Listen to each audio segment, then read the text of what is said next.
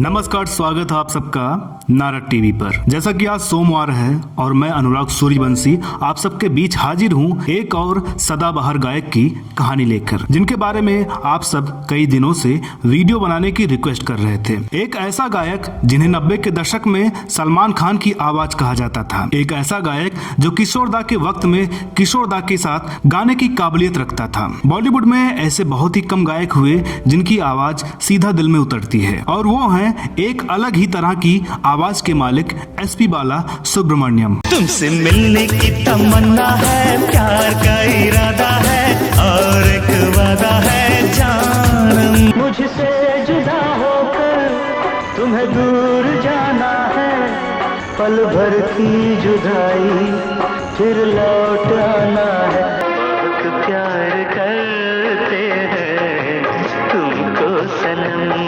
दूल्हे की सालियों हरे दुपट्टे वालियों, जूते दे दो पैसे ले लो। वाह वाह राम जी, जोड़ी क्या बनाई भैया और भाभी को, बधाई हो बधाई। यहाँ पर इनके बारे में जावेद अख्तर साहब द्वारा बताए हुए एक किस्से का जिक्र करना जरूरी है। एक बार की बात है, सागर फिल्म में ऋषि कपूर और कमल हासन पर एक गाना फिल्माया जाने वाला था। गाने के बोल जावेद साहब ने ही लिखे थे। गाना मस्ती भरा था, इसलिए ऋषि कपूर के लिए किशोर दा की आवाज को चुना गया। लेकिन अब यहाँ एक मुश्किल हो गई कि कमल हासन के लिए किसकी आवाज ली जाए। गाना मस्ती वाला था, इसलिए जरूरी था कि दूसरा सिंगर भी ऐसा हो जो किशोर कुमार की स्टाइल को मैच कर सके। Music director RD. बर्मन और जावेद अख्तर को एसपी बाला सुब्रमण्यम की काबिलियत पर संदेह नहीं था, लेकिन क्या वे कॉमेडी और मस्ती से भरे गाने में किशोर कुमार को टक्कर दे पाएंगे, इसे लेकर थोड़ा टेंशन जरूर थी। पर जब गाना रिकॉर्ड हुआ तो सुब्रमण्यम ने साबित कर दिया कि वो हर विधा के संपूर्ण गायक हैं। तेलुगु, तमिल के साथ हिंदी में भी उनकी स्टाइल लाजवाब है। मुस्कुराते रहो, नाचो रे सब झूम के गाओ रे। कमल हासन के अलावा सलमान खान के करियर की शुरुआत होते ही उनकी आवाज भी बाला ही बने। मैंने प्यार किया के लिए सलमान खान पर फिल्माए गए सारे गाने बाला ने ही गाए। उस वक्त लोगों ने आशंका जताई थी कि युवा सलमान खान पर बाला की मैच्योर और भारी आवाज नहीं जमेगी, पर मैंने प्यार किया के गानों ने रिकॉर्ड तोड़ धूम मचा दिए।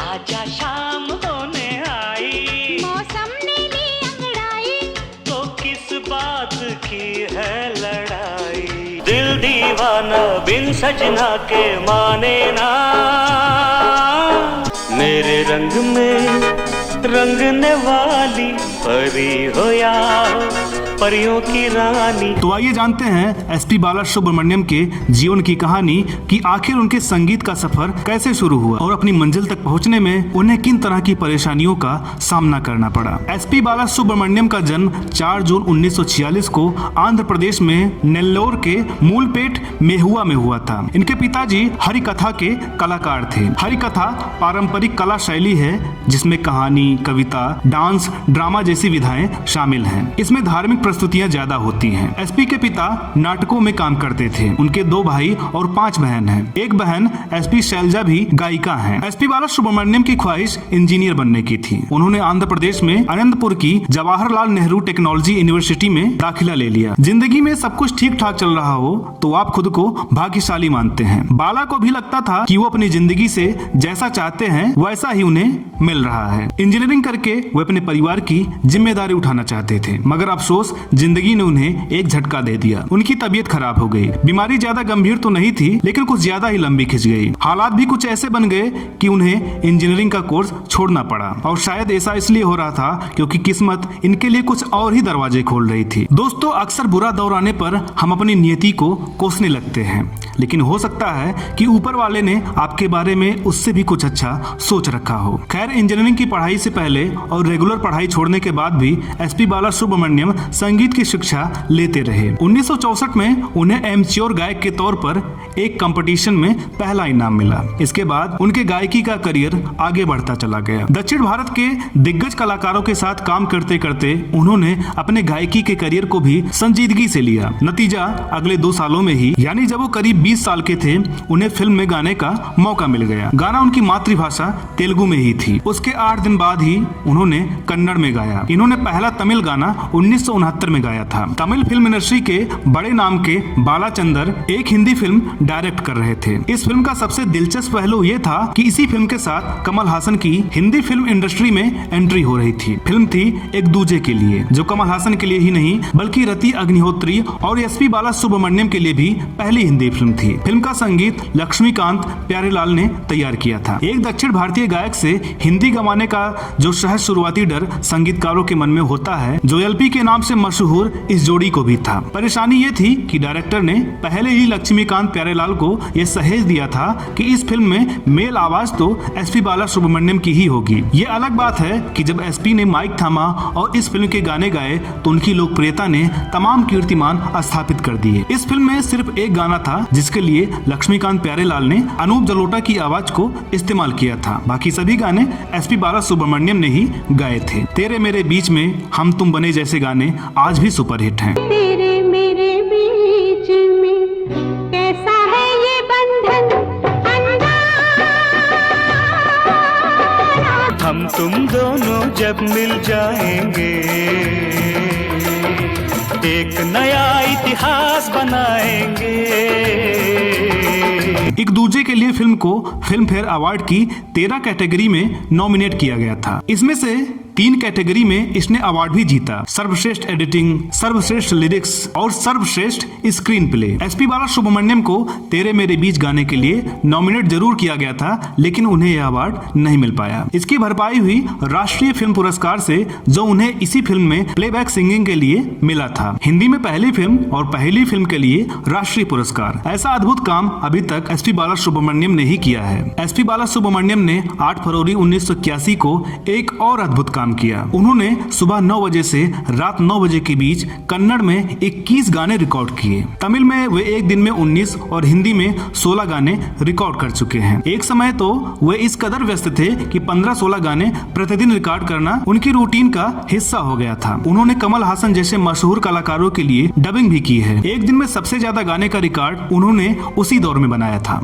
धिक्ताना धिक्ताना धिक्ताना धिक धिक्ताना धिक्ताना धिक्ताना धिक्ताना धिक्ताना धिक्ताना धिक धिक्ताना धिक्ताना धिक्ताना। पहला पहला प्यार है, पहली पहली बार है। इसी दौरान एसपी बालासुब्रमण्यम ने सावित्री से शादी की। उनके 2 बच्चे हैं, बेटी पल्लवी और बेटा पीबी चरण, जो प्लेबैक सिंगर और फिल्म निर्माता हैं। एसपी बालासुब्रमण्यम ने हिंदी फिल्मों में अपनी गायकी को गंभीरता से लेना शुरू किया। अगर कोई गाना उन्हें कठिन लगता था तो वे उसे 8-10 दिन का समय लेकर तैयार करते थे। अगर प्रोड्यूसर को जल्दी होती थी तो वे पूरी सहजता से गाने से इनकार कर देते थे। बाद में वे राजश्री फिल्म्स के लिए सलमान खान की आवाज बने। इसके बाद उन्होंने हिंदी फिल्मों से दूरी बना ली। करीब 1.5 दशक के लंबे अंतराल के बाद उन्होंने 2013 में फिल्म चेन्नई एक्सप्रेस का टाइटल गाना गाया। एसपी खुद ही बताते हैं कि वो सिगरेट पीते हैं, कभी कभार शराब भी पीते हैं, आइसक्रीम, दही चावल और ठंडे पानी के बिना वे नहीं रह सकते। ऐसे में नए गायक उन्हें अपना आदर्श न माने, क्योंकि ये सारी आदतें एक अच्छे गायक में नहीं होनी चाहिए। एसपी बालासुब्रमण्यम की ये बात उनकी सहजता को दर्शाती है। आज एसपी बालासुब्रमण्यम के पास देश का तीसरा सबसे बड़ा सम्मान पद्म भूषण है। उन्हें 6 बार